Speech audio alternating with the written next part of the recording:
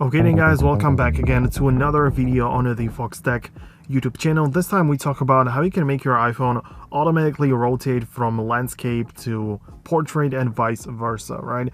So if you, for example, open up, I don't even know, like the photos, for example, this is a video which I had in the past, so this is a video I recorded.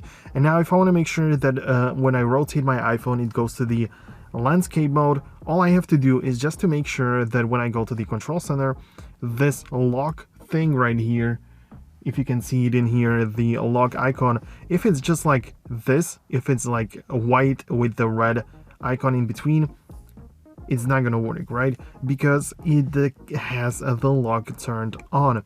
When you disable it like this, the lock is off, meaning that now you can go ahead and rotate it. Also, what you have to make sure is that you do it properly, right? Because it can also happen that when you rotate it like this, you can see that nothing happened because it has to use and flip it over. You have to flip it like this to make sure that you're vertically or in this angle to the ground. So you just have to make sure that you do it properly. You cannot do it flat on the table because it's just not gonna work. And also, if you notice that whatever you do, it just doesn't work for you, in this case, what you have to do is to make sure that your device isn't faulty.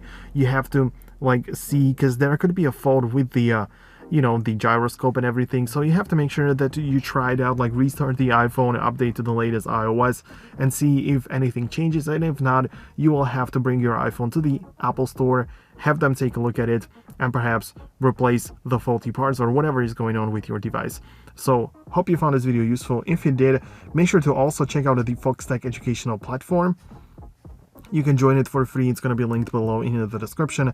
And there is a social media section where I have a full course in Adobe Premiere Rush, which is a very good app to use, and also other courses you can watch for free. More stuff going to be added in the future. As of right now, I'm not very active there, but I'm just building everything up. So hope you found this video useful. If you did, leave a thumbs up, subscribe below, and I'll catch you in the next video. Peace out until then.